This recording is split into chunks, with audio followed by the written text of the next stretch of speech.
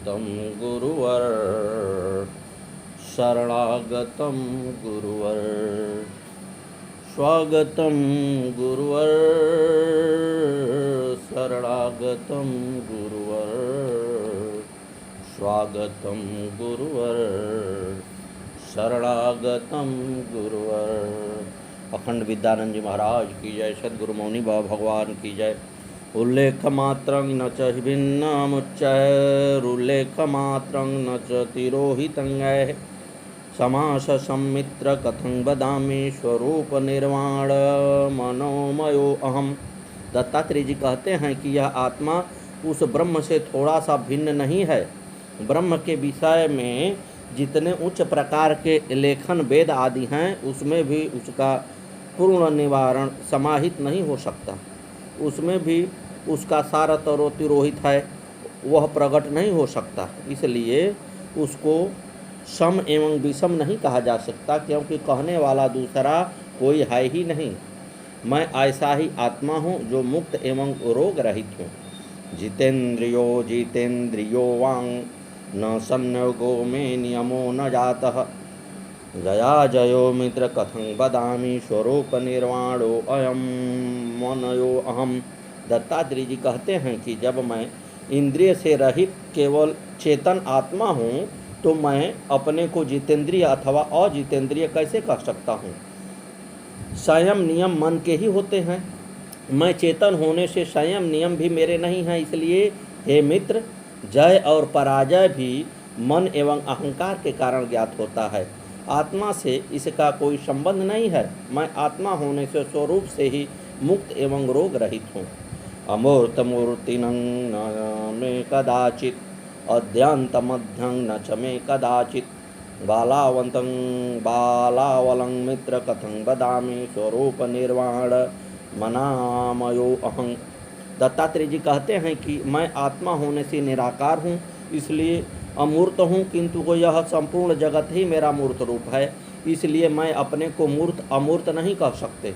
मेरा न आदि है, न मध्य है, न अंत ही है। कोई इसका पार नहीं पा सकता। आत्मा न होता है न मरता है। आदि एवं अंत के अभाव में इसे मध्य भी नहीं कहा जा सकता। आत्मा को बलशाली एवं बलहीन भी नहीं कहा जा सकता, क्योंकि वह बल अर्थात शक्ति से भी अभिन्न है। मैं ऐसा ही आत्मस्वरूप हूँ जो मुक्त एवं रोग रहित हूँ। मृतामृतं वापि विषाविषं संजायते तात न तमे कदाचित् अशुद्ध शुद्ध च कथं वदामि स्वरूप निर्वाण मनामयो अहं। दत्तात्रेय जी कहते हैं कि यह मरना जीना शरीर का होता है। आत्मा इन दोनों से रहित अजन्मा एवं अमृत है। वह सदा से है, सदा ही रहेगा। यह न विष स्वरूप है न अमृत स्वरूप है। यह सभी से परे केवल चेतन मात्र है। इसलिए इसे शुद्ध एवं अशुद्ध भी नहीं। मैं किस प्रकार कहूँ। मैं आत्मा होने से मुक्त स्वरूप एवं रोग रहित हूँ। स्वप्नं प्रबोधो न च योग मुद्रा नक्तं दिवा वापि न मे कदाचित् अतुर्यतुर्यं च कथं वदामि स्वरूप निर्वाणो अयम निर्वाण मनयो अयम।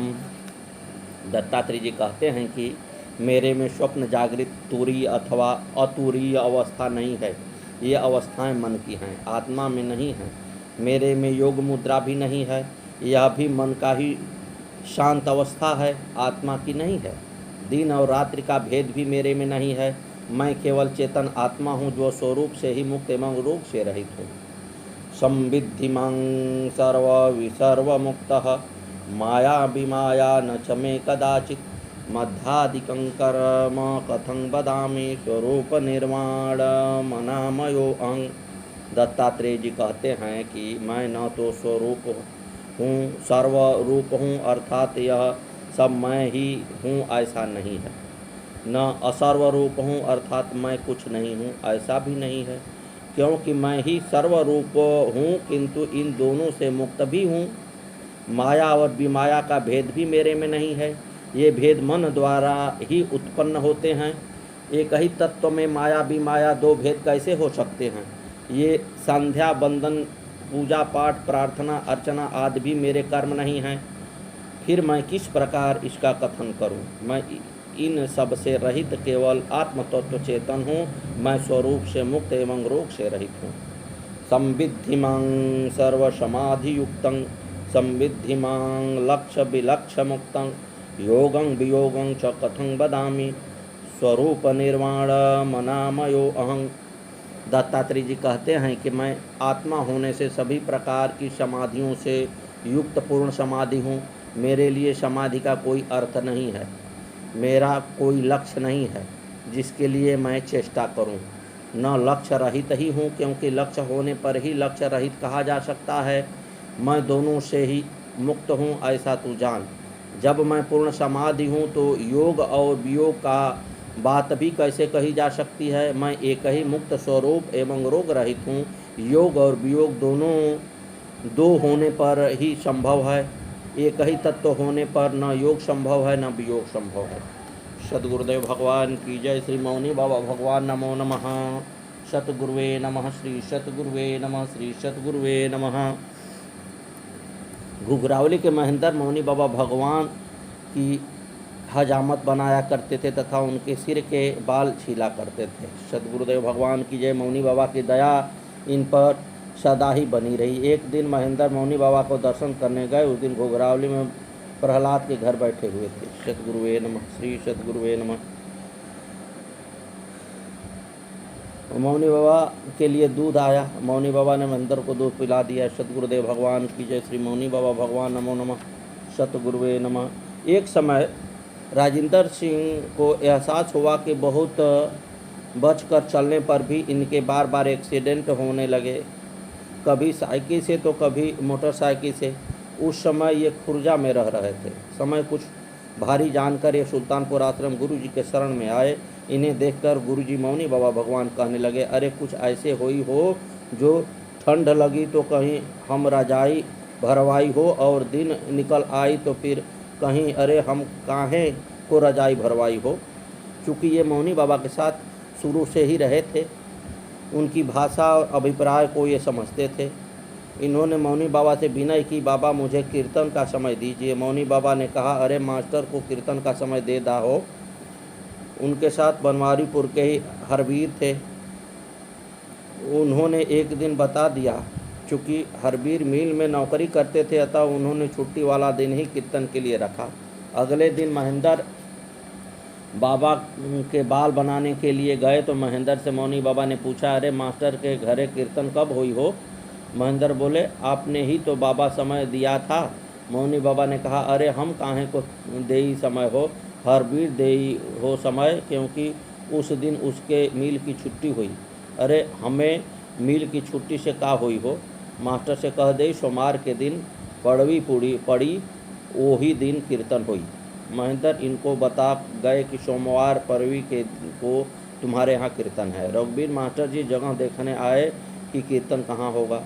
जगह देखकर कहने लगे कि यहाँ तो एक कमरा भी नहीं है बाबा को बैठने के लिए। राजेंद्र बोले कि बाबा को टेंट का कमरा बनवा दूंगा। कीर्तन वाले दिन मौनी बाबा आए। रघुवीर मास्टर जी भी मौजूद थे। मौनी बाबा उन्हीं के सामने बोले, अरे हमारा कमरा तो बड़े मज़े का होई हो, ऐसा केहू का कमरा ना हुई हो। मौनी बाबा तो कभी घर मकान कमरे की तारीफ न करते थे। वे तो अंतर्यामी और सब जगह मौजूद थे। यह बात उन्होंने सिर्फ इसलिए कही क्योंकि कमरे के वक्त बाबत रघुवीर मास्टर जी कुछ कह गए थे। ऐसे दयालु भगवान हैं हमारे, भक्त के हृदय की जरा सी भी चुभन को महसूस कर लेते हैं। बनवारीपुर में तो मुसलमानों ने भी कीर्तन करवाया। यहाँ के शहनाज के घर मौनी बाबा का कीर्तन हुआ था। राजेंद्र सिंह कहते हैं कि कभी कभी मौनी बाबा चलते चलते उन्हें कई पौधे जड़ी बूटी दिखाते और कहते, अरे ये फलाने चीज़ की दवा हुई हो। सद्गुरुदेव भगवान की जय।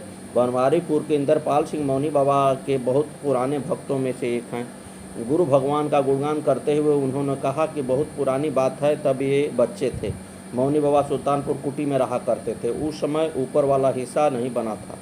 एक दिन यह आश्रम पर आरती के लिए बैठे थे। मौनी बाबा वहाँ नहीं थे। अचानक ही दीपक अपने आप जल उठा। मौनी बाबा ज्योति के रूप में ही आ गए।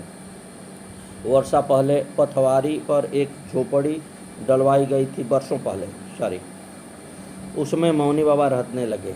उस समय उनके पास कमंडल न था। वे एक छोटी सी मिट्टी की पात्र रखते थे। ये बच्चे उनके चरण छूते प्रसाद मांगते। वे बच्चों के मिट्टी के पात्र से प्रसाद निकाल कर देते। कुछ बच्चे कभी उनकी मिट्टी का पात्र लुढ़का देते, कभी झोपड़ी तोड़ देते, परंतु उन्होंने इन्हें कभी डांटा नहीं। एक स्वामी जी उनसे का बर्फ़ी मांगा करते थे तो मौनी बाबा उन्हें बर्फ़ी देते। बाद में तो वे उन्हें बिना मांगे ही बर्फ़ी दे दिया करते थे। इंद्रपाल कहते हैं कि गुरुजी बहुत तेज़ चलते थे। इन लोगों को उनके साथ दौड़ कर जाना पड़ता था। सद्गुरुदेव भगवान की जय। ये बताते हैं कि बनमारीपुर के एक दिगंबर नामक मौनी बाबा के भक्त थे। एक दिन मौनी बाबा उनके घर पहुँचे और कहने लगे, अरे कहीं मत जाना, हम तो तेरे घर आ गए हैं, यहीं पूजा कर लेना। दिगंबर शायद इनकी बात को ठीक से समझ नहीं पाए और बुलंदशहर गए और रास्ते में ही मार दिए गए। सद्गुरुदेव भगवान की जय। एक बार मौनी बाबा भगवान ने इनसे कहा कि तुम गुरु दीक्षा ले ले। उस समय ये बोले कि बाबा हम ना कर पाएंगे। उसके 10 वर्ष बाद इन्होंने दीक्षा ली। मौनी बाबा इन्हें गुरु मंत्र इनके ट्यूबवेल पर ही दिया। आगे बताते हुए इंद्रपाल सिंह कहते हैं कि यह उस समय की बात है जब मौनी बाबा जूते पहनने लगे थे। एक दिन ये जूता पहन रहे थे तो इन्होंने कहा मैं पहनाऊं, परंतु वे न माने और इन्हें लगा कि शायद इनसे नाराज़ है। उसी रात मौनी बाबा इनके सपने में आए और बोले, ले ऐसे ही मर जाएगा, ले पहना ले जूता। फिर इन्होंने बाबा को सपने में जूता पहनाया। सद्गुरुदेव भगवान की जय। शुरू में इंद्रपाल सिंह तिहाड़ी में नौकरी लगी थी। ये सोचते थे कि नौकरी छोड़ दूं। ये मौनी बाबा से पूछने लगे तो मना कर देते, ना यही में लग जाई। 9 वर्ष बाद ये वहीं परमानेंट हो गए। बाद में गुरु भगवान ने बताया कि तू नौकरी छोड़ देता तो तेरी और कहीं नौकरी नहीं लगती। एक बार इंद्रपाल मौनी बाबा से मिलने सलेमपुर पदम सिंह के यहाँ गए। वहाँ कोई मौनी बाबा के कैलेंडर छपवा कर लाया था। ये दर्शन करके वापस लौट आए। लौटते समय मन ही मन कहते आ रहे थे कि हमें न मिला कैलेंडर। इनके मन की व्यथा को मौनी बाबा ने जान लिया और उन्होंने पीछे से रघुवीर मास्टर जी के हाथ इनके लिए एक कैलेंडर भिजवाया। सद्गुरुदेव भगवान की जय। श्री मौनी बाबा भगवान नमो नमः। आगे की कथा कल।